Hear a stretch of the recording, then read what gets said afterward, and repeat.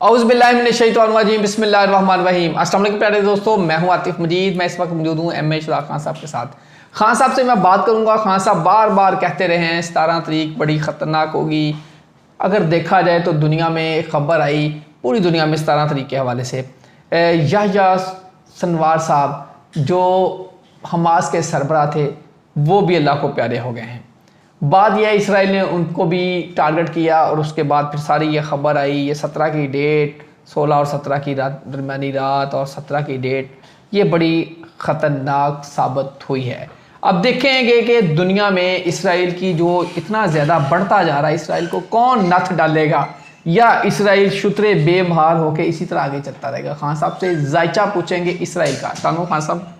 وعلیکم السلام، بسم اللہ الرحمن الرحیم۔ ان اللہ یامر بالعدل والاحسان، بے شک اللہ حکم دیتا ہے انصاف کرنے کا اور احسان کرنے کا۔ جی سر، یحییٰ سنوار صاحب کا شہادت ہو گئی، اس کے بعد اگر دیکھا جائے اوورال ہانیہ صاحب کی شہادت ہوئی۔ اگر حماس کے، اگر ہم اوورال اگر چلا جائیں تو حماس کے جو پچھلے لیڈران تھے، جو حماس کے سربراہ تھے، 2004 مارچ 2004 میں شیخ محمد غزہ میں ان کی شہادت ہوئی۔ اسرائیل نے ان کو ہٹ کیا۔ پھر اگلے ہی مہینے عبدالعزیز صاحب جو حماس کے سربراہ بنے، ان کی شہادت ہوئی، وہ ان کو بھی اسرائیل نے ہٹ کیا۔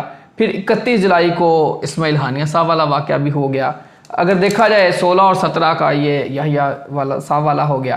یہ اوورال اسرائیل اتنا ہو چکا ہے، نیتن یاہو کب جا کے رکے گا، اسرائیل کب رکے گا، کب یہ ہوگا؟ خان صاحب کو ذائچہ ایسا نکال دیں، بتا دیں آج دنیا کو۔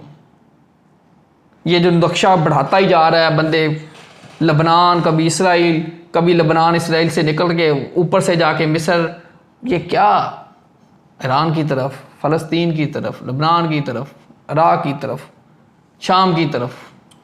2024 8 منتھ ہے ڈیجٹ، منگل اس سال کا بادشاہ، اس کے نام کے حروف الف عین لام اور یہ، اور شنی اس سال کا منتری سیارہ، اور وہ اس کا نام کا حروف ایس بھی ہے، اور لکی اس کا ڈیجٹ جو 8 ہے، اور منگل کا ڈیجٹ 9 ہے۔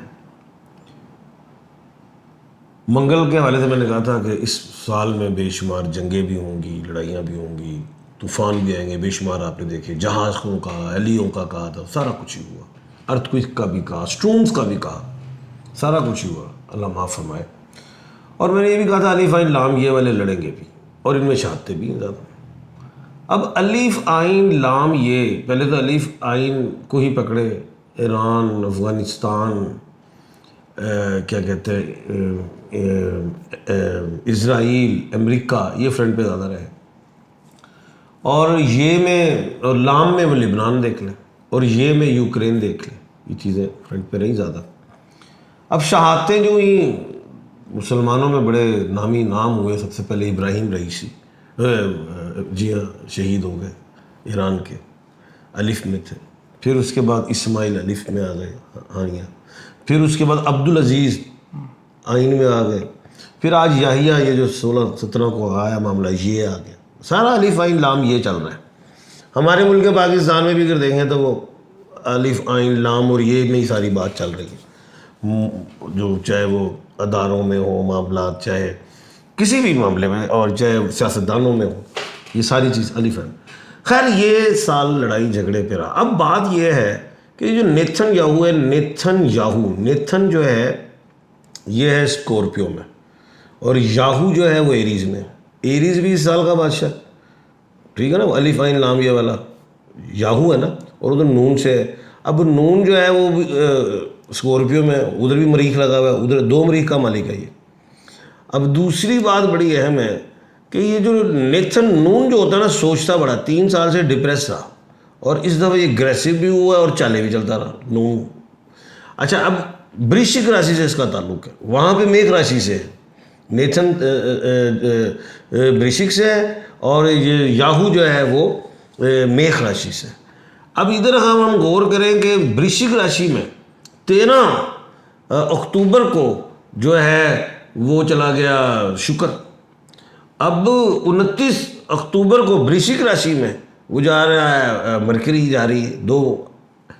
لیکن اگر غور کریں تو ٹھیک ہے، نام کے حوالے سے اسرائیل الف میں ہے، لیکن پنگا وہ لے رہا ہے الف سے ہی، لام سے ہی، لبنان اور کیا کہتے ہیں اس سے. لیکن ایک بڑی بات میں اہم کر دوں کہ ترکیہ اور رشیا یہ دونوں طلع راشی سے. اب ترکیہ کے جو ہیں طیب اردگان وہ خود طلع راشی سے. اور اگر ہم دیکھیں رشیا کے پیوٹن کا نام کیا ہے؟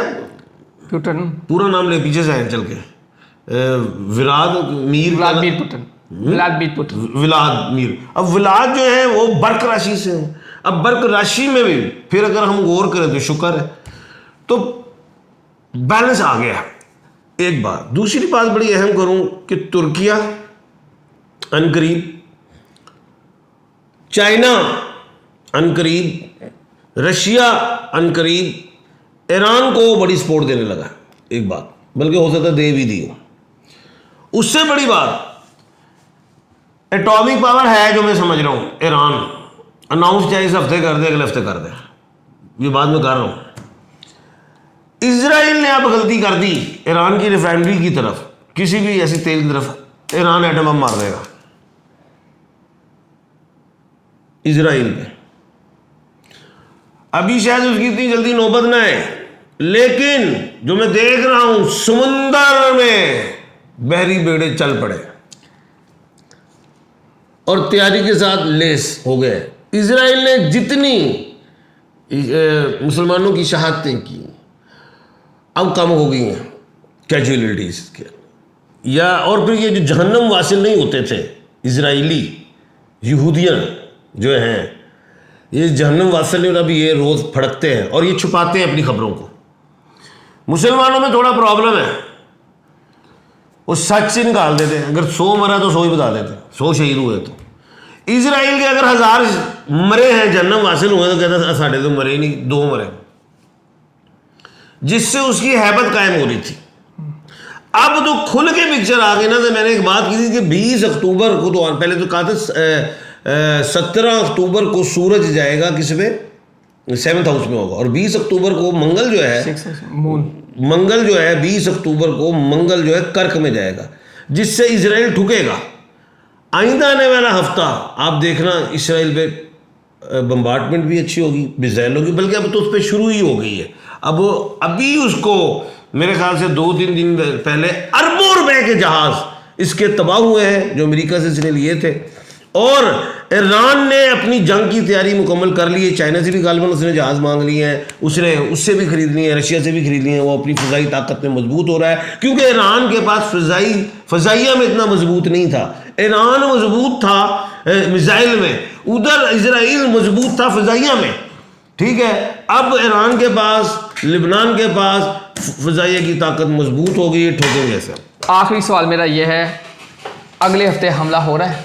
حملہ اگر یہ چھیڑے گا نا اگر تو ایٹم بم نہ گر، اگر مگر نہیں سر، سیدھا بتائیں، سیدھا بتائیں، آج ٹھوک کے بجائیں. ٹھوک میں تو آپ کہنا ٹھوک دیے، میں تو کہنا پاکستان بھی ٹھوک ہی دے انہوں. ابھی سارے مسلمان کہتے ہیں ٹھوک ہی دیے انہوں. خواہش تو ہے، خواہش ہے ٹھوکنا چاہیے. بات یہ کہ ٹھکے گا، اگر مگر نہیں ٹھک رہے جائے وہ.